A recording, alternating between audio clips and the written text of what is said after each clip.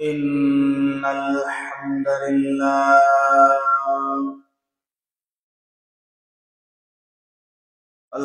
لله نحمده ونستغفره ونؤمن به ونتوكل عليه ونعوذ بالله من شرور أنفسنا ومن سيئات أعمالنا من يهده الله فلا مضل له ومن يضلل فلا هادي له وأشهد أن سيدنا وسندنا وحبيبنا وحبيب ربنا وطبيبنا وطبيب قلوبنا وأولانا ومولانا محمد الذي أرسله بالحق بشيرا ونذيرا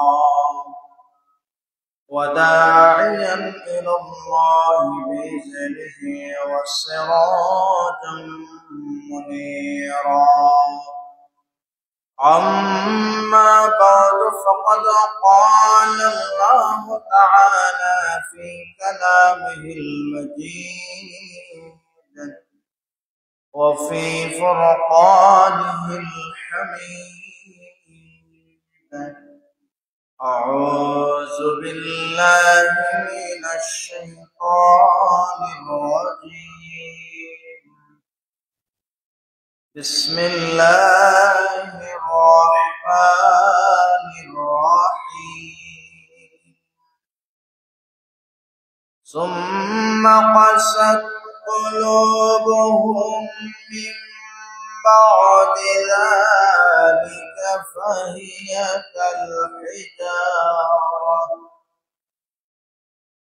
فهي كالحجارة أو أشد قسوة وقال تعالى لأنتم أشد رهبة في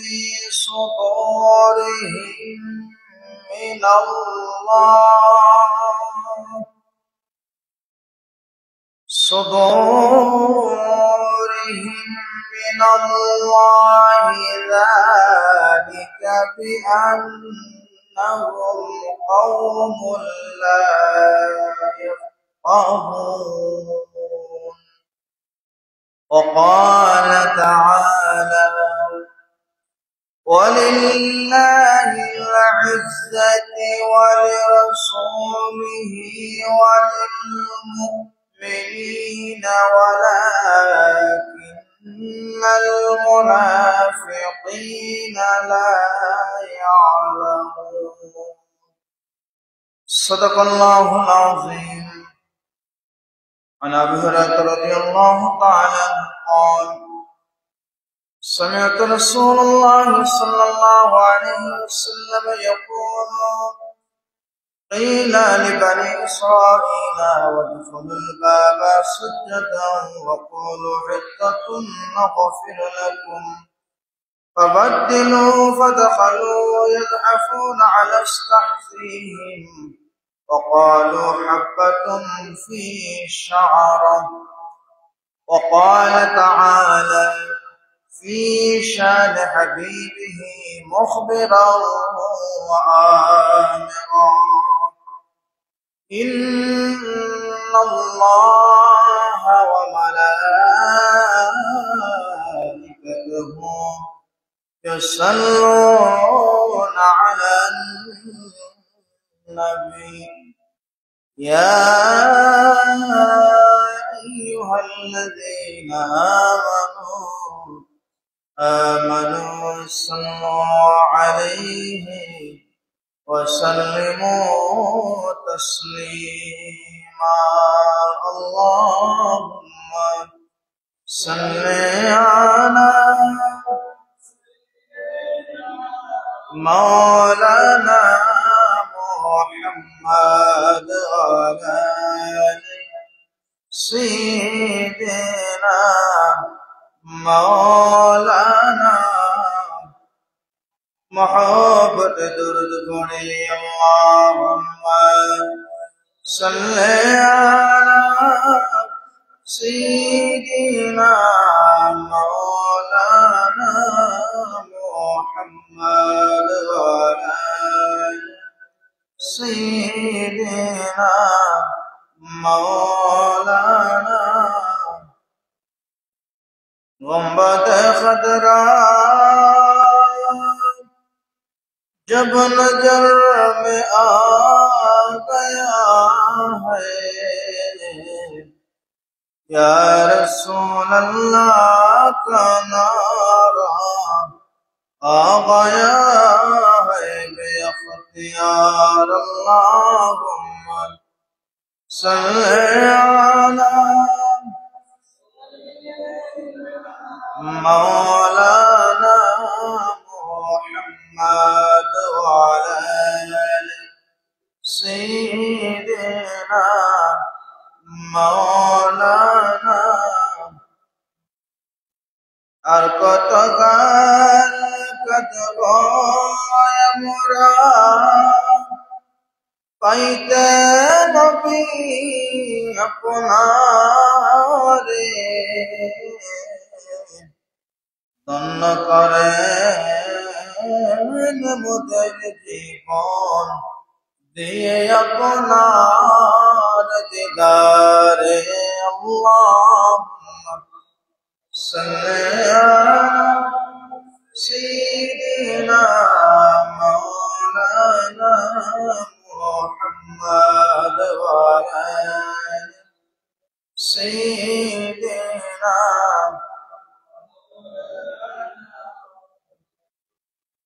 कयात गो ऐ ज़मीन बुझबे মনের যতনা বুঝবেন যিনি সয়াতেন ওই যে সোনার মদিনা আল্লাহুম্মা সাল্লি আলা سيدنا مولانا محمد وعلى آله سيدنا مولانا بلغ العلا بكماله كشف الدجى بجماله حسنت جميع خصاله صلوا عليه وآله नहीं तो जहान मिसाल मोहम्मद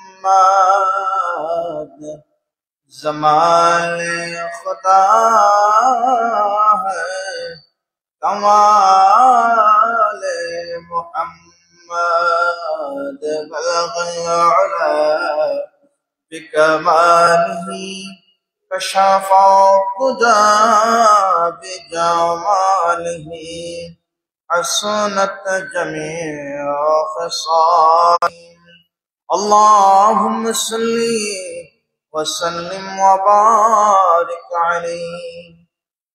উপস্থিত সম্মানিত মুসল্লিন کرام, মুরব্বিয়ানে ইজাম, মহান আল্লাহ তাআলার দরবারে সংখ্যা অগণিত শুকরিয়া জ্ঞাপন করি যে মহান রব্বে কারীম আজকের জুমাবার দিনে, মুসলমানদের সপ্তাহ ঈদের দিনে আল্লাহ তাআলা তাহার ঘর মসজিদের মধ্যে আমাদেরকে সুস্থ অবস্থায়, পবিত্র অবস্থায় আসার বসার তৌফিক দিয়েছেন। সে মহান রবের দরবারে তার পছন্দের কালেমাতুশ শুকর আমরা সকলে আদায় করি আলহামদুলিল্লাহ। লক্ষ্য করি দুরূদ ও সালাম জানাই আকায়ে নামদার তাজদারে মদিনা সাইয়্যিদুল মুরসালিন খাতামুন নবীন শামসুদ দুহা বদরুদ্দুজা রাসূল আরবি ওয়াল আজমি ইমামুল মুরসালিন সাইয়্যিদুল মুরসালিন নবিয়ুস সাকালাইন শামসুদ দুহা বদরুদ্দুজা রসুল আরবি ওয়াল আজমি সাইয়্যিদুনা শফিউনা মুহাম্মদ রাসূলুল্লাহ সাল্লাল্লাহু আলাইহি ওয়াসাল্লাম। সম্মানিত হাজরিন, আলোচনার খুতবাতে পবিত্র কোরআন আল কারিমে কয়েকখানা আয়াতে কারিমা আপনাদের সামনে তিলাওয়াত করেছি। নবী করিম সাল্লাল্লাহু আলাইহি ওয়াসাল্লামের অসংখ্য অগণিত হাদিস সমূহের মধ্য থেকে সহিহ বুখারী শরীফের এখন হাদিসের অংশ আপনাদের সামনে তিলাওয়াত করেছি। আল্লাহ তাআলা আমাদেরকে আয়াত এবং হাদিসকে সামনে রেখে আলোচনা শোনার ধৈর্য হিম্মত দান করুন, আর আমাকে কোরআন এবং হাদিসের আলোকে সঠিক কথাগুলো আপনাদের সামনে তুলে ধরার হিম্মত দান করুন। আমরা সকলেই আল্লাহর কাছে তৌফিক কামনা করি। ওমা তৌফিকে ইল্লা বিল্লাহ, আলাইহি তাওয়াক্কালতু ওয়া ইলাইহি উনীব। সম্মানিত হাজরিন, আমরা এমন একটা সময় অবস্থান করতেছি, যে সময়টা বড় কঠিন সময়। যে সময়টা ইমানটা বাঁচিয়ে রাখা, ইমানের স্বাদ নেওয়া, ইমান মোতাবেক নিজের জীবন পরিচালনা করা বড় কঠিনতম একটা মুহূর্তে আমরা অবস্থান করতেছি। আর এই কঠিনতম মুহূর্তে আমাদেরকে যে জিনিসটা, যে লোভ, যে আগ্রহ অনেক মুসলমান ভাইদের থেকে দূরে নিয়ে গেছে, সেই জিনিসটা হচ্ছে আমাদের সাথে ইহুদি চক্রান্ত শিকার আমরা হচ্ছি। ইহুদিরা মুসলমানদের থেকে চক্রান্ত শুধু যে এখন করতেছে তা নয়, সমস্ত পয়গাম্বরদের যুগ থেকেই ইহুদিরা মুসলমানদেরকে লা ইলাহা ইল্লাল্লাহ মুহাম্মদুর রাসূলুল্লাহ, লা ইলাহা ইল্লাল্লাহ, আল্লাহর কালেমা, আল্লাহর সাথে কাউকে শরীক করা যাবে না, এবং মুহাম্মদুর রাসূলুল্লাহ আমাদের নবী পর্যন্ত প্রতিটা সম্প্রদায় প্রতি যুগে যুগে নবীরা যখন দ্বীনের দাওয়াত দিতেন, তাদের দাওয়াতকে রুখে দিতে মুসলমানদের থেকে তাগুত শক্তি, শিরক, মূর্তি পূজার দিকে উদ্যত করতে সবসময় তারা ষড়যন্ত্র করত। এই ষড়যন্ত্রগুলো এমন ছিল, মানুষ বুঝতেই পারত না। যে সমস্ত মুসলমান ভাইদের জ্ঞান তুলনামূলকভাবে বুঝ শক্তি কম ছিল, তাদেরকে বিভিন্ন কৌশলে তারা প্রভাবিত করতে পারত। আবার যে সমস্ত মুসলমান ভাইদের অন্তরে দুনিয়াবী লোভ কাজ করত, যাদের ভিতরে দুনিয়াবী আকাঙ্ক্ষা ছিল, তাদেরকে বিভিন্ন প্রলোভন দেখিয়ে এই ইহুদিরা মুসলমানদেরকে দুর্শক করে দিত। তো এর মধ্যে অন্যতম যে বিষয়গুলো আমরা আজকে আলোচনা করব, এই ইহুদি জাতিরা পৃথিবীতে দাঙ্গাহামা সৃষ্টি করে আসছে অনেক আগে থেকে। এই জাতিদেরকে আল্লাহ পাক রব্বুল আলামিন বারবার ধ্বংস করেছেন বিভিন্ন আযাব এবং গজবের মাধ্যমে। তারা আল্লাহ পাক রব্বুল আলামিন সম্পর্কেও কথা বলতে দ্বিধাবোধ করে নাই, এবং আল্লাহর পয়গম্বরদেরকে নিয়ে ঠাট্টা বিদ্রুপ করতেও দ্বিধাবোধ করে নাই। মুসলমানদেরকে তো তারা ঠাট্টা হাসি করতেছে। বর্তমান সময়ে এই পৃথিবীর সোসাইটি এবং বর্তমান সময়ের ধর্মীয় অবস্থা আমরা যদি একটু পর্যালোচনা করি, দেখা যায় আমরা সামন দিকে যদি নাও দেখি, তাহলে গভীরভাবে উপলব্ধি করলে দেখা যায় তাদের চক্রান্তের শিকার হচ্ছে আমরা বিভিন্ন মাধ্যমে। তো সম্মানিত মুসলিম কাম, তো এই কঠিন সময়, এমন একটা সময় আল্লাহ নবী 1000 বছর আগে আমাদের কাছে জানিয়ে দিয়ে গেছেন। হাদিসের মাধ্যমে আমরা জেনেছি, নবী করিম সাল্লাল্লাহু আলাইহি ওয়াসাল্লাম বললেন যে এমন একটা সময় আসবে, আগুনের ফুলুঙ্গি যেভাবে মানুষের হাতের মুষ্টির ভিতরে ধরে রাখা খুবই কষ্টকর হবে, তার থেকে কঠিনতম কষ্টকর হবে মানুষের ঈমান টিকিয়ে রাখা, ঈমান বাঁচিয়ে রাখা। এই সময়টা একটা স্বাদ, এই সময়টার একটা চিত্র আমরা বর্তমান সময়ে উপলব্ধি করতেছি। যেমন একটু যদি চিন্তা করেন, বর্তমান বিশ্বে মুসলমানদেরকে হটিয়ে দেওয়ার জন্য পশ্চিমা শক্তি যেভাবে উঠে বেড়ে লেগেছে, পশ্চিমা শক্তির উৎপত্তি কোথায়? ইহুদি জাতিদের মধ্যে।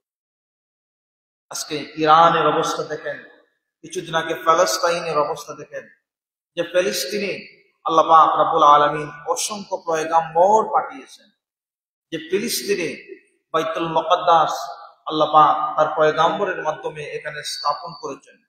যে প্যালেস্তিনে আল্লাহ পাক রব্বুল আলামিন তার অসংখ্য নবীদের সমাধি এখনো প্যালেস্তিনের মধ্যে আছে। যে প্যালেস্তিনে আল্লাহ পাক রব্বুল আলামিন ইসলামের অনেক নজির, ইসলামের অনেক ঘটনাগুলো ফিলিস্তিনের সাথে সম্পর্ক রয়েছে। এই ফিলিস্তিনকে তারা ধ্বংস করে দেওয়ার জন্য ইসরায়েল বাহিনী বারবার ফিলিস্তিনি নিরীহ মুসলমানদের উপর আক্রমণ, নির্যাতন, নিপীড়ন চালিয়ে যাচ্ছে। এই ইসরায়েল বাহিনী কারা? তারাই হচ্ছে ইহুদিরা। কয়েক জমা আগে আপনাদের সামনে আমরা আলোচনা করেছিলাম ইহুদি সম্পর্কে। তো এরা আল্লাহ নবীদের সম্পর্কে তারা কথা বলতো, নবীদেরকে নিয়ে তারা বিভিন্ন ধরনের প্রশ্ন করতে তারা দ্বিধাবোধ করতো না, এবং তারা অনেক নবীকে হত্যা পর্যন্ত করেছে।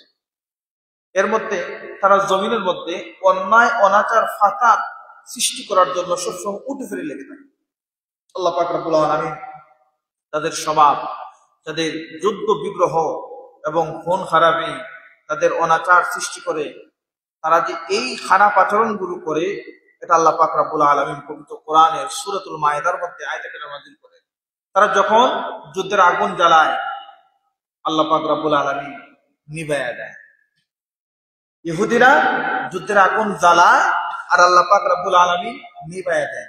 তারা এই জমিনের মধ্যে অশান্তি বিস্তার করে, জমিনের মধ্যে ফাসাদ সৃষ্টি করে, অথচ আল্লাহ পাক রব্বুল আলামিন এই অশান্তিকারীদের পছন্দ করেন না। আল্লাহ পাক নিজেই বলে দিচ্ছেন, আল্লাহু লা ইউহিব্বুল মুফসিদিন, যারা জমিনে ফাসাদ সৃষ্টি করে আল্লাহ পাক তাদের পছন্দ করেন না, ভালোবাসেন না।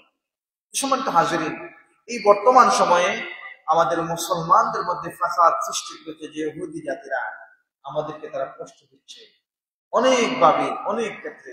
আমরা চিন্তা করি না, আমরা শুধু আমাদের নামাজ, আমাদের খাবার নিয়ে চিন্তা করি, কিন্তু আমাদের ভাই আল মুসলিম আফল মুসলিম, বিশ্বের যত মুসলমান আছেন সবাই আমাদের ভাই, সবাই আমাদের অংশ, কিন্তু আমরা শুধু আমাদের কথাই চিন্তা করি।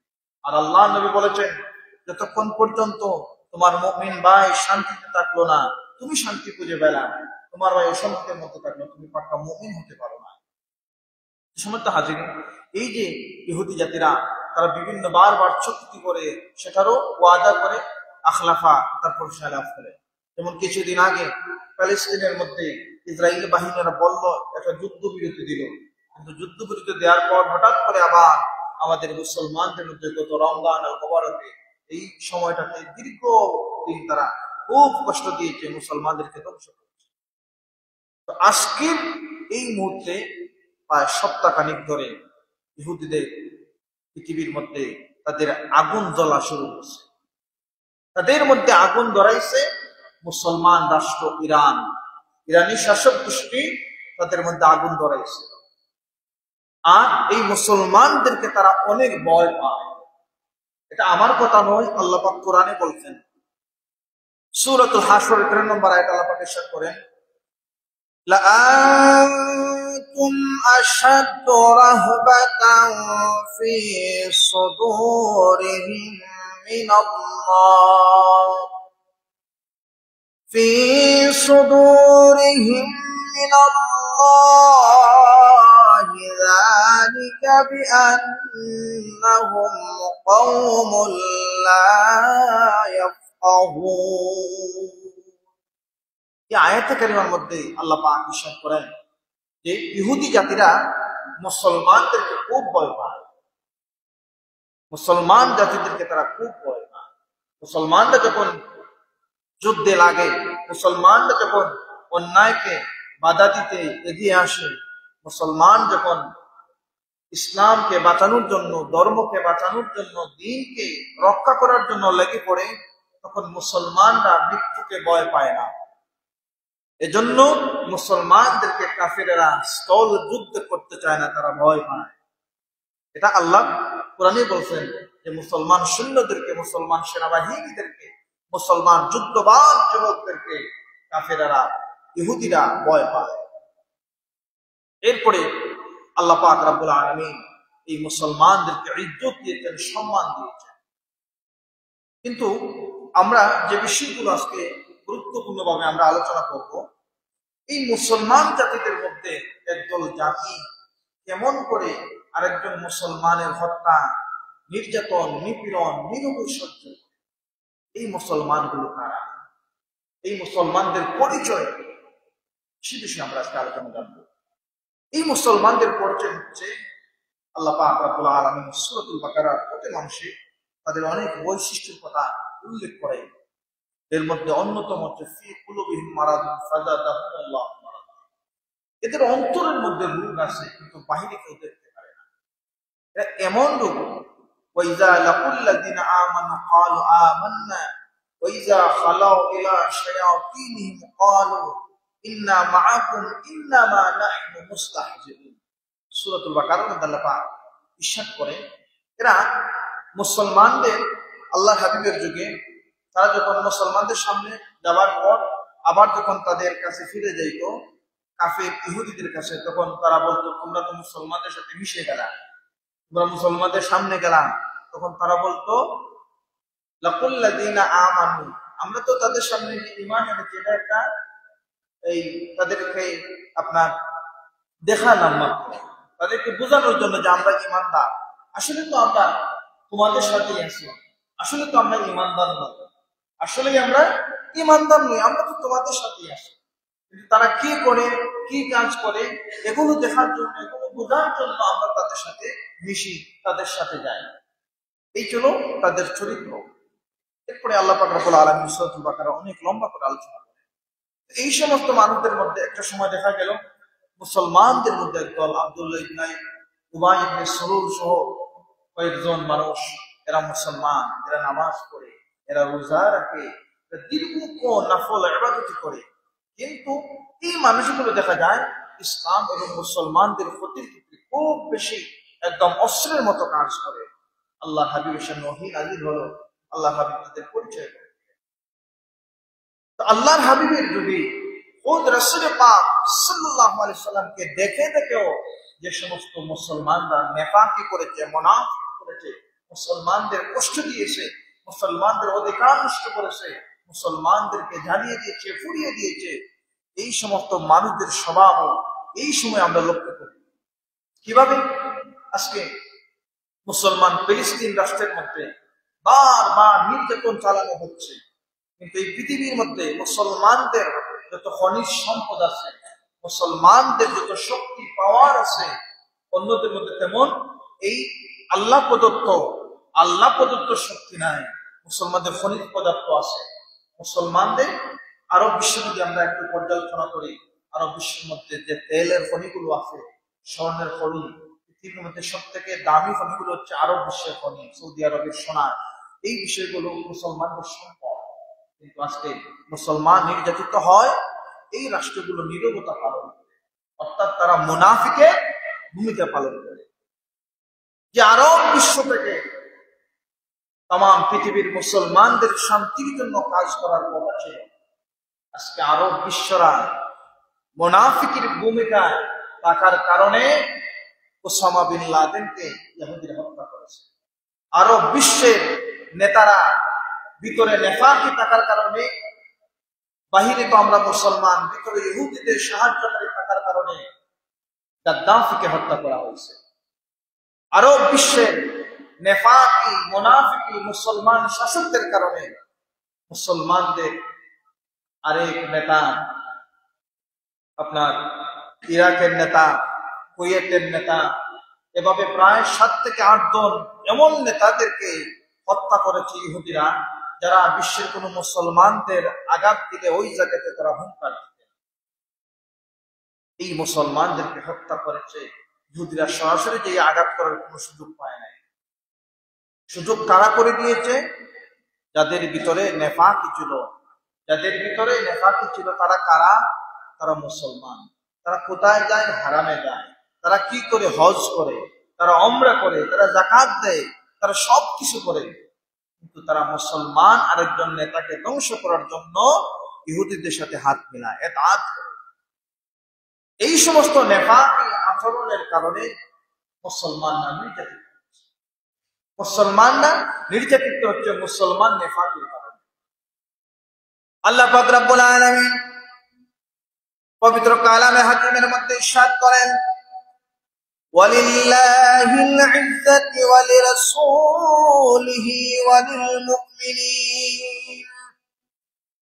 ওয়া লিলমুমিনিনা ওয়ালাকিন্নাল মুনাফিকিনা লা ইয়ালামুন।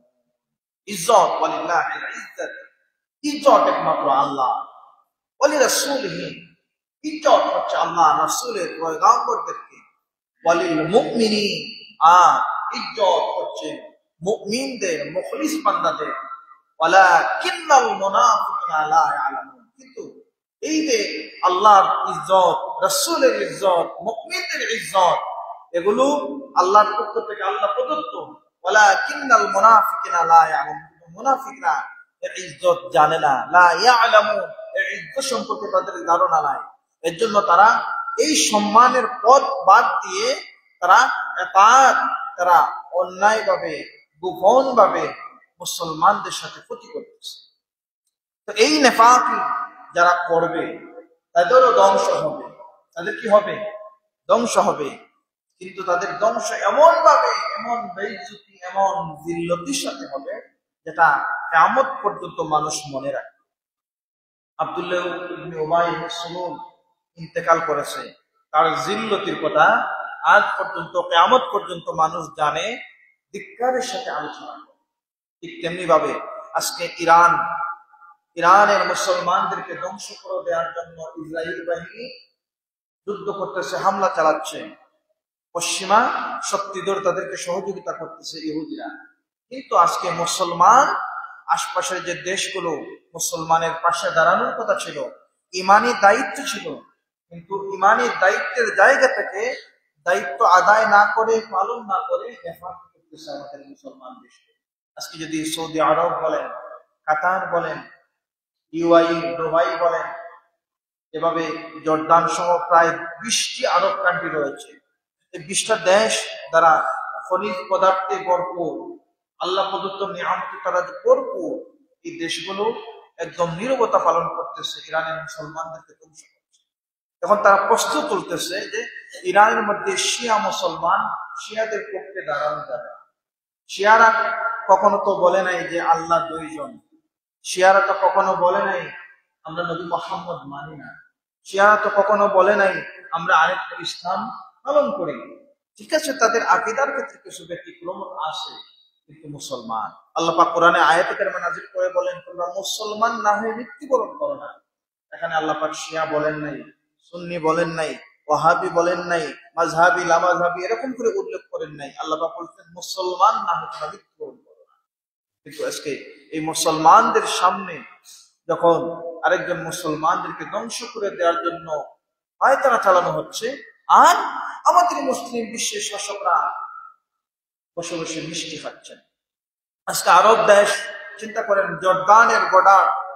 জর্দানের বর্ডার খুলে দেওয়ার কথা ছিল, অন্যান্য দেশ তাদের পাশে দাঁড়ানোর কথা ছিল।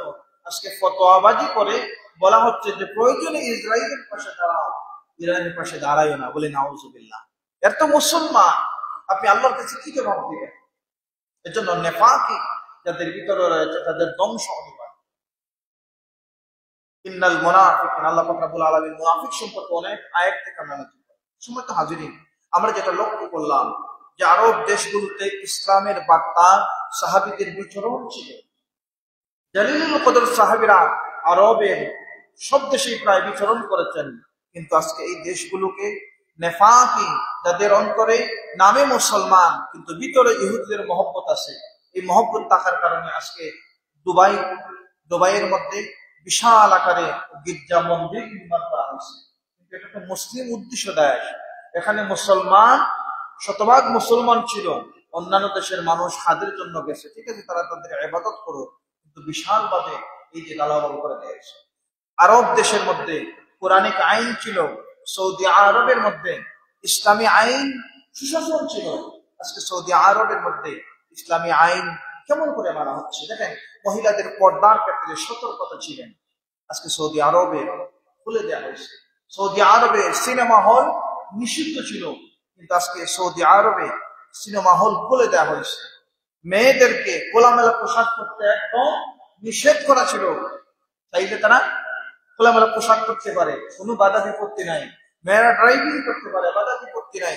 মদ, জোয়ার, বার, এই যে বিভিন্ন ধরনের আরো অশ্লীল গানের আয়োজনের যে মঞ্চগুলো সৌদি আরবে নিষিদ্ধ ছিল, কিন্তু আজকে সেখানে মধ্যে সেটা চলতেছে। এগুলো কাদের আমদানি? এগুলো ইহুদিদের চক্রান্ত। আর এই চক্রান্তে কারা পা দিয়েছে? যাদের ভিতরে নেফাকি আছে, যারা মুনাফিক মুসলমান। মুনাফিক মুসলমান যে রাজ্যের শাসনের মধ্যে বসবে, সেই রাজ্যের মধ্যে ইসলামিক সুশাসন আশা করা যায় না। সময় তো হাজিরিন, আজকে যে ইরানের মধ্যে মুসলমানদেরকে নিধন করার জন্য তারা পায়তারা করতেছে, আর আমরা মুসলমানরা কি করতেছি? আমাদের যাদের শক্তি আছে, সামর্থ্য আছে, তারা নেফাকের ভূমিকা পালন করতেছে। এটা বিবৃতি পর্যন্ত দিচ্ছেন না। তো আমাদের ইমানি দায়িত্ব, ইমানি দাবি হলো আমরা মুসলমানদের জন্য দোয়া করব। আর যদি সম্ভব হয় তাদের পাশে দাঁড়াইয়া সহযোগিতা করার, আমরা সেটা করতে পারি। করার সামর্থ্য যদি তাকে আপনি করবেন, কিন্তু তাদের জন্য তারা হেরে যায়, তাদের কষ্ট হোক, তাদের ধ্বংসতে আপনি খুশি হতে পারবেন না। যদি হন তাহলে দেখুন ফিলিস্তিনের মুসলমান এখন খুশি উদযাপন করতেছে। যে ইসরায়েল আমাদেরকে ধ্বংস করেছে, আজকে তাদের কষ্ট হচ্ছে। আজকে তারা বুঝুক সন্তান হারানোর বেদনা কেমন, আজকে তারা বুঝুক পরিবার স্বজন সব দুলসাত করে দেওয়ার বেদনা কেমন। এজন্য নেফাকি আমাদের মধ্যে থাকতে হবে।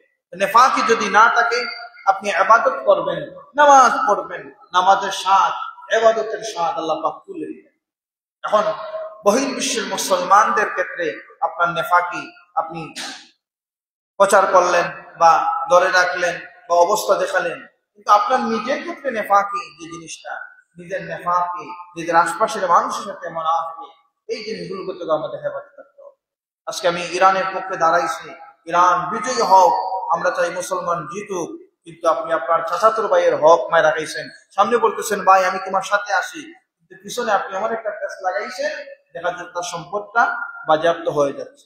এই যে আপনি নেফাকি করতেছেন, এই নেফাকি তো করা যাবে না, আল্লাহ পাক নিষেধ করতেছেন। কিয়ামতের ময়দানে যে সমস্ত মানুষ দুনিয়ার জমিনে নেফাকি করলেন, আল্লাহ পাক রব্বুল আলামিন ফিত তারকিল আসফালি মিনান নার, জাহান্নামের একদম হাবিয়া জাহান্নামের একদম শেষ জায়গার মধ্যে ওই সমস্ত মুনাফিকদেরকে দেয়া হবে।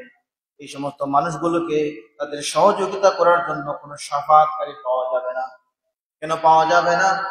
যারা দুনিয়ার জমিনে শক্তি, সামর্থ্য, ক্ষমতা থাকার পরেও আল্লাহর ভয় যাদের মধ্যে ছিল না, তারা অন্তরের মধ্যে আল্লাহর তাকওয়া স্থাপন না করে নেফাকে স্থাপন করে মানুষের হক নষ্ট করেছে, মানুষকে ক্ষতি করেছে, মানুষকে ধোঁকা দিয়েছে। মুসলমানের মধ্যে ঝগড়া লাগছে।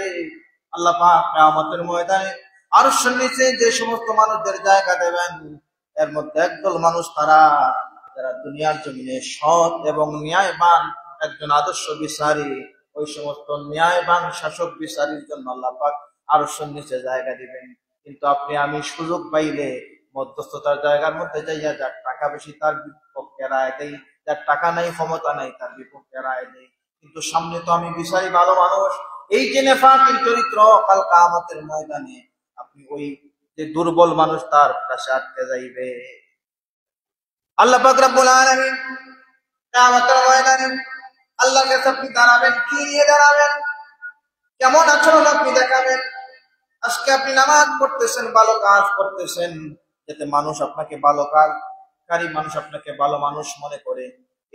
এই শ্রেম প্রীতিতে আপনি এই যে মানুষের একটা বিশ্বাস আপনি পুঁজি করে আরেকজনকে ধোঁকা দিচ্ছেন, পরিবারকে ধোঁকা দিচ্ছেন, বন্ধু বান্ধবকে ধোঁকা দিচ্ছেন, সমাজকে ধোঁকা দিচ্ছেন, দেশকে ধোঁকা দিচ্ছেন।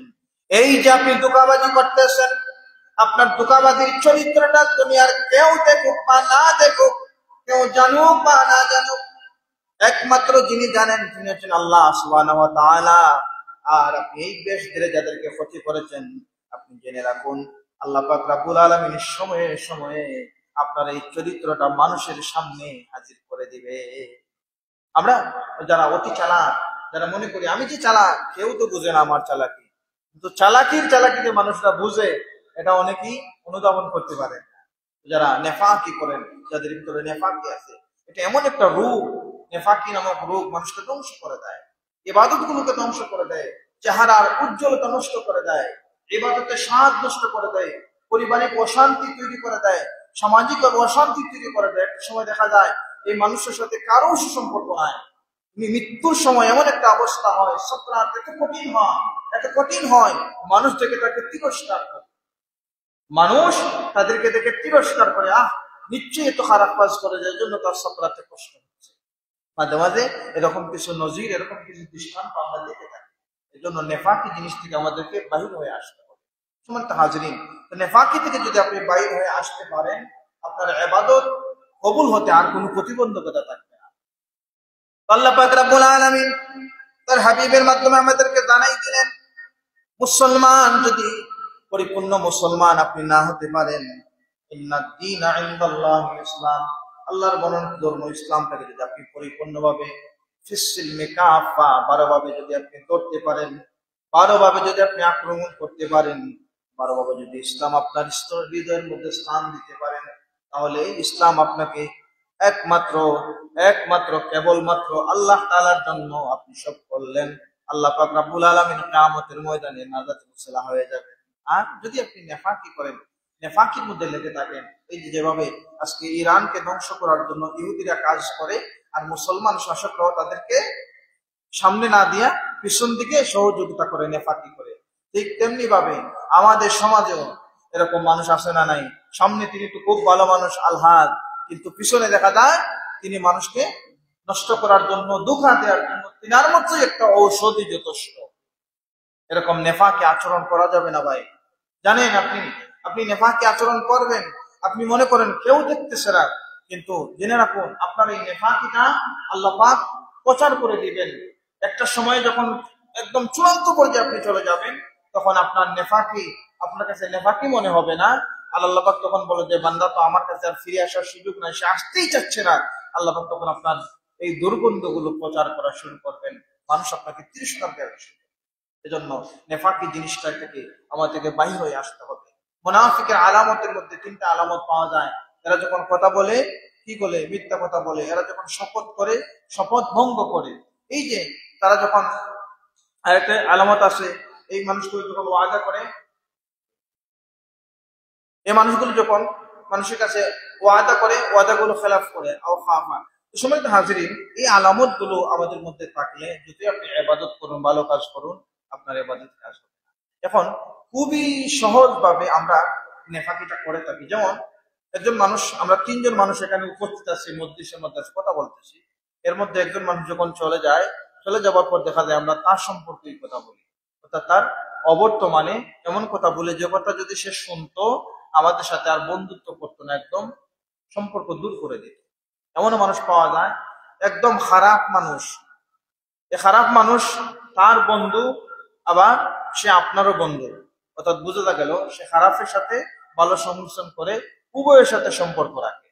আর আল্লাহ পাক বলতেছেন কি, ইজ্জত হচ্ছে আল্লাহ এবং তার রাসূলের, মুমিনদের। মুনাফিকরা সেটা বুঝে না। আর মুনাফিকরা কি করে? সব কিছু জগাখিচুড়ি করে দেয়, সবাইকে খুশি রাখতে চায়। সবাইকে একজন মানুষের পক্ষে খুশি রাখা সম্ভব না। একজন চোর যদি আপনাকে ভালোবাসে, তাহলে বুঝবেন আপনি সুরকে সমর্থন দেন। একজন জিনাকুর যদি আপনাকে খুব বেশি ভালোবাসে, খুব গভীর সম্পর্ক, বুঝবেন যে জিনাকুরের সাথে সে জিনাকুরকে তার কাজের মধ্যে বৈধতা দিচ্ছে, সুযোগ করে দিচ্ছে। একজন মুনাফিক যদি আপনাকে খুব বেশি ভালোবাসে, বুঝবেন যে মুনাফিককে সে মুনাফিকিতে সহযোগিতা করতেছে। এজন্য চতুর্মুখী স্বভাব হওয়া যাবে না। মুমিনদের শত্রু বেশি, মুনাফিকদের বন্ধু বেশি। মুমিনদের শত্রু বেশি আর মুনাফিকদের বন্ধু বেশি। মুমিনদের শত্রু শয়তান, মুমিনদের শত্রু তার আশপাশের এমন মানুষ যারা নেফাকি করে, তারা মুমিনিয়তার দিকে, ভালো কাজের দিকে এগিয়ে যখন যাইতে চায়, তাকে একটা ধাক্কা দেয়। এজন্য এই সমস্ত চতুর্মুখী স্বভাব থেকে আমাদেরকে ফিরে থাকতে হবে। সমস্ত হাজির সত্য শেষ কথা হচ্ছে, ইরান বর্তমান একটা মুসলিম দেশ। এই মুসলিম দেশ বিশ্বকে বর্তমান সময়ে দেখিয়ে দিচ্ছে কিভাবে মুসলমানদেরকে ইহুদিরা ভয় পায়। আর আল্লাহ পাকও সেটা আজ বলেন নাই, 1000 বছর আগে বলে দিচ্ছেন। কি বলছেন? লাআনতুম আশাদ্দু রাহবাতান ফি সুদুরিহিম, তাদের অন্তরের মধ্যে এমন ভয়, যে ভয়গুলো কি, যে মুসলমানকে এমন ভাবে ভয় পায় যে মুসলমান তাদেরকে ধ্বংস করে। আর এই ভয় আল্লাহ পাক রব্বুল আলামিন তাদেরকে দেখাই দিচ্ছেন, বুঝাই দিচ্ছেন। কিন্তু আমরা আজকে এই ভয়টা আমরা পাচ্ছি, ইহুদিদেরকে ভয় পায়। বারবার বিভিন্নভাবে, বিভিন্ন কৌশলে, বিভিন্ন পন্থায় আমরা নিজেদেরকে তাদের কাছে বিক্রি করে দিয়েছি। আজকে ফেসবুক বলেন, আজকে বিভিন্ন ধরনের নিউজ চ্যানেল বলেন, আজকে যদি তাদের পক্ষে, ইহুদিদের পক্ষে সেটা কোনো কথা বলা হয়, নিউজ করা হয়, ঠিক আছে। তাদের বিপক্ষে যখন কোনো কথা বলা হয়, নিউজ করা হয়, সেটা তারা ব্লক করে দেয়, ব্যান্ড করে দেয়। এগুলো তাদের কন্ট্রোলে, তাদের কন্ট্রোলে। এজন্য মুসলমানদেরকে আরো বিজ্ঞানের দিকে উদ্যুত হতে হবে। কোরআন থেকে মানুষ বিজ্ঞান আবিষ্কার করে, কোরআন থেকে মানুষ সায়েন্সের একদম চূড়ান্ত সফলতা খুঁজে পায়। কিন্তু আজকে মুসলমানরা কোরআন থেকে দূরে চলে গেছে। কোরআন শুধুমাত্র নামাজে পড়লে ভালো লাগে, কেউ ইন্তেকাল করলে ভালো লাগে কোরআন পড়তে বা শুনতে, কিন্তু এর বাহিরে কোরআন ভালো লাগে না। কিন্তু কোরআন আপনার জীবনের একদম শুরু থেকে শেষ পর্যন্ত কিভাবে আপনি থাকবেন, কিভাবে চলবেন, কিভাবে প্রতিটা কাজ করবেন, এই কোরআন আপনাকে বলে দিচ্ছে। নামাজের ক্ষেত্রে আপনি কোরআন মানেন, খুব ভালো। বাবা ইন্তেকাল করছেন, হুজুর তিলাওয়াত করেন, খুব ভালো লাগে। কিন্তু হুজুর যখন বলেন কোরআন বলছে তুমি মিথ্যা কথা বলো না, কোরআন বলছে তুমি নেফাকি করো না, এই কথাটা আপনি মানেন। কোরআন আপদামস্তক আপনাকে মানতে হবে। নামাজের ক্ষেত্রে মানলেন, ভালো কাজের ক্ষেত্রে মানলেন, কিন্তু যখন আপনার ব্যক্তিগত জীবনে কোরআন আসে, ব্যক্তিগত জীবনে যখন কোরআন আপনাদেরকে উপদেশ দেয়, আমাদেরকে উপদেশ দেয়, তখন আমরা এই কোরআন মানি না। কোরআন যখন বলে তুমি তোমার ভাইদের হক দাও, তুমি তোমার প্রতিবেশীর হক আদায় করো, কোরআন যখন বলে তুমি মুআমালাতুন হাসানা ব্যবহার করো, কোরআন যখন বলে তুমি তোমাকে নিজেকে একদম নিঃস্ব মনে করো, কোরআন যখন মনে করে তোমার বলে দেয় তোমার জবানটাকে তুমি হেফাজত করো, হাফিজুল লিসান বানাও, এই ক্ষেত্রে কোরআন আমরা মানি না। শুধু নামাজের ক্ষেত্রে কোরআন মানি না। আল্লাহ পাক বলেছেন কোরআনকে আপদামস্তক মানতে হবে। শুধুমাত্র অসুস্থ হলে কোরআনের খতম করলেই কোরআন মানেন, কিন্তু অসুস্থ হওয়ার পর আবার যখন মানুষরা নেফাকিতে লাগে যায়, তখন তো কোরআন মানে না। যখন আল্লাহ ধরে তখন কোরআন প্রয়োজন হয়, যখন কিছু নাই তখন কোরআন লাগে, যখন কোনো পথ খুঁজে পাওয়া যায় না তখন আল্লাহর দিকে মানুষ মসজিদে আসে, যখন সে শক্তিশালী হয়ে যায় তখন অহংকারী হয়ে ওঠে, আর কোরআনের প্রয়োজন মনে করে না। এজন্য কোরআনকে মানতে হবে জীবনের শুরু থেকে শেষ পর্যন্ত। তবেই এই কোরআন, মানুষ যখন ইন্তেকাল করেন, কবরের কপাটগুলো যখন লাগিয়ে দেওয়া হয়, সবার আবেগ ভালোবাসা সব ছিন্ন করে বাড়িতে চলে যান, তৃপ্তি করে মানুষ খাবার খায়, মানুষ আরাম আয়েশ করে, কিন্তু আপনি অন্ধকার কবরে অসহায়ের মধ্যে আছেন, কেউ আপনার দিকে তাকায় না, আপনার কথা মনেই করে না। মনে করলে আপনি কবর থেকে বোঝার কোন সামর্থ্য আল্লাহ পাক আপনাকে দেবেন না, ততক্ষণ পর্যন্ত যাবেন না যদি দুনিয়ার জমিনে কোরআন আপনি না মানেন। পরিপূর্ণ কোরআন মানছেন, কোরআনের কথা শুনছেন, কোরআনের কথা বলছেন, কোরআনের পক্ষে কাজ আপনি করেছেন। আপনি যখন কবরে থাকবেন, আপনি যখন আপনার রিজলাই দুইটা পায়ের দিকে আপনি তাকাবেন, অন্ধকার ছিল, কিছুক্ষণ পর দেখবেন আপনার দৃষ্টি সীমা পর্যন্ত আলো দেখা যায়। আপনি অবাক হয়ে প্রশ্ন করবেন, কে তুমি? আমার সন্তান আমাকে ফেলে গেল, আমার পরিবার, আমার বন্ধু বান্ধব সবাই আমাকে ছিন্ন করে, বড় নির্দয়া নির্মম আমাকে একা রেখে গেল, আমার পায়ের পাশে থেকে তুমি আলো দাও। তখন জবাব দিবে, আমি হচ্ছে তোমার ওই কোরআন যে দুনিয়ার জমিনে একদম মুমূর্ষ অবস্থায় তোমাকে একজন মানুষ বলছে তুমি একটা কথা বললেই আমি বিজয়ী হয়ে যাব। এই একটা কথা ছিল মিথ্যা কথা, আমি বলি নাই। এইভাবে প্রতিটা জীবনের মধ্যে ছোট ছোট আল্লাহর বেআমলি যে কাজগুলো, যেগুলো করা যেমন আল্লাহ নিষেধ করেছেন, এগুলো যারা মানছেন, কোরআন মানছেন, ওই মানুষ বলবে, ওই আলো বলবে, আমি হচ্ছে তোমার ওই কোরআন, তুমি দুনিয়ার সব মুহূর্তে আমাকে মেনেছো, আল্লাহকে ভয় করেছো, আজকে সব চলে গেছে, কিন্তু দুনিয়ার জমিনে আমাকে তুমি বন্ধু হিসেবে রাখছিলাম, আমাকে তুমি সবসময় মনে করছিলা হুদান লিন্নাস, যে মানুষের হেদায়েতের জন্য কোরআন আসছে। মানুষের মুখের মধ্যে একটা কথা থেকে সালাম কাবলাল কালাম, এরপরে তুমি চিন্তা করেছো আমি কোন কালামটা বলবো, যে কালামটা থাকবে আল্লাহর জন্য, কোন কথা বলবো না যেটা বললে আল্লাহ বেজার হয়ে যাবেন। এই কথা যে আমি বলেছি, চিন্তা করেছি, সেটা ছিল কোরআন। প্রতিটা মুহূর্তের মধ্যে আমি কোরআনকে সাথে রেখেছিলাম, এজন্য কবরের মধ্যে সব চলে গেছে, ঠিক আছে, কিন্তু আমি কোরআন নামক বন্ধু তোমাকে ছেড়ে চলে যেতে পারি নাই, বলে সুবহানাল্লাহ। আর যারা কোরআনের বিরুদ্ধে যাবেন, নেফাকি করবেন, এই কোরআন আপনার বিপক্ষে দাঁড়াবে। এই মাটি থেকে আপনি হাঁটে হাঁটে মসজিদে আসতেন, যদি মাটির সাথে খলকল, এই জান্নার সৃষ্টির সাথে যদি আপনি সচরণ করেন, কোরআন মানেন, তাহলে দেখা যাবে এই মাটিটা আপনাকে কবরে যাবার পর আপনাকে স্বাগতম জানাবে, মুমিনের কবর তার দৃষ্টিসীমা পর্যন্ত বড় হয়ে যায়। আর যারা নেফাকি করে, কোরআনের বিরুদ্ধাচরণ করে, আল্লাহর আইন মানে না, ইসলামের আইন মানে না, ওই সমস্ত মানুষের জন্য কবর এমন একটা অবস্থা হয়, ডান দিকের মাটি আর বাম দিকের মাটি এমন চাপ দেয়, মানুষের হাড় একদম চুরমার হয়ে যায়। এজন্য হাজিরিন, আমাদেরকে কোরআন মানতে হবে, নেফাকি ছেড়ে আল্লাহর দিকে ফিরে আসতে হবে। আপনি ইন্তেকাল করার পর আপনি কেমন সম্পদশালী ছিলেন এটা মানুষ আলোচনা কেমন একটা করে না, আপনার এই জিনিসটা বেশি মানুষ আলোচনা করে, আপনার আচরণ কেমন ছিল। তো আচরণের মধ্যে যে নেফাকি থাকে, আজীবন মানুষ বলবে অমুক একটা মানুষ ছিল, তার জন্য এই কাজ হয়েছে। এই জন্য হাজিরিন, আমরা চাই মানুষ আমাদেরকে এমন কথা বলুক, এমন সমালোচনা করুক যে আপনার জন্য আমার জন্য ভালো কাজ হয়েছে, ইসলামের কল্যাণ হয়েছে, মানুষের কল্যাণ হয়েছে, সমাজে শান্তি ফিরে আসছে। আল্লাহ পাক আমাদেরকে পাক্কা মুমিন, ইজ্জতওয়ালা মুমিন, যে ইজ্জতের কথা আল্লাহ পাক বলেছেন, ওয়ালিল্লাহিল ইজ্জাতি ওয়ালিরাসূলিহি ওয়ালিল মুমিনিন, এই যে মুমিনদের ইজ্জতের কথা বলছেন আল্লাহ পাক আমাদেরকে ইজ্জতওয়ালা মুমিন হিসেবে কবুল করুন। সকলে বলি আমিন। ওয়া আখির দাওয়ানা আলহামদুলিল্লাহি রাব্বিল আলামিন। আস্তাগফিরুল্লাহ, ইন্নাল্লাহা গফুরুর রহিম। আস্তাগফিরুল্লাহ রাব্বি মিন কুল্লি যামবি ওয়া আতুবু ইলাইহি, লা হাওলা ওয়া লা কুওয়াতা ইল্লা বিল্লাহ। লা ইলাহা ইল্লাল্লাহ মুহাম্মাদুর রাসূলুল্লাহ। আল্লাহুম্মা আমিন। আলহামদুলিল্লাহি রাব্বিল আলামিন, ওয়াল আকিবাতু লিল মুত্তাকিন, ওয়াস সালাতু ওয়াস সালামু আলা রাসূলিল কারীম ওয়া আলা আলিহি ওয়া আসহাবিহি আজমাইন। রব্বানা যালামনা أنفسنا وإن لم تغفر لنا وترحمنا لنكونن من الخاسرين. ربنا عليك توكلنا وإليك نبنا وإليك المصير.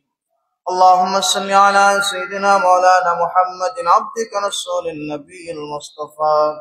اللهم يا حي يا قيوم برحمتك نستغيث. رب العالمين আল্লাহ তাআলা জুমার দিন আপনার মায়ার বান্দারা দুনিয়ার সমস্ত কাজকে পিছনে ফেলে আপনার ঘর মসজিদের মধ্যে হাজিরা দিয়েছেন।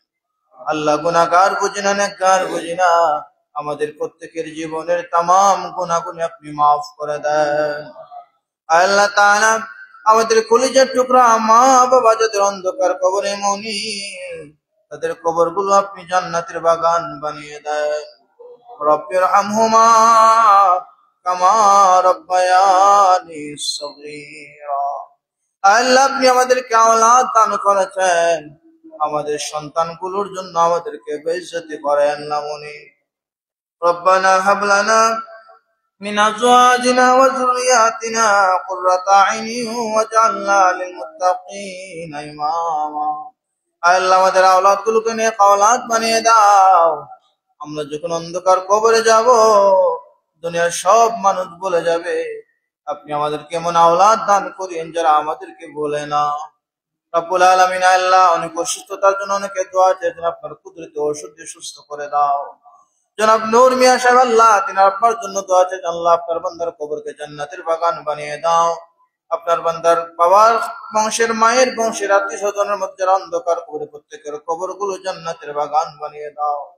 এই এলাকার তামাম মুর্দেগানদের মাফ করে দাও। আল্লাহ আমাদের পাক্কা মুমিন হিসেবে আপনি কবুল করুন, আমাদের অন্তর থেকে নেফাকিকে দূর করে দেন। আল্লাহুম্মা ইয়া মুকাল্লিবাল কুলুব সাব্বিত কলবি আলা দীনিক। রব্বুল আলামিন আল্লাহ বিশ্বের তামাম নির্যাতিত মুসলমানদেরকে আপনি হেফাজত করুন, ইরানের মুসলমানদেরকে আপনার কুদরতে নুসরত দান করুন। আল্লাহ ফিলিস্তিনের মুসলমানদেরকে স্থায়ী বিজয়ী দান করে দেন। তাকাব্বাল মিন্না ইন্নাকা আনতাস সামিউল আলিম ওয়া তুব আলাইনা ইয়া মাওলানা ইন্নাকা আনতাত তাওয়াবুর রহিম।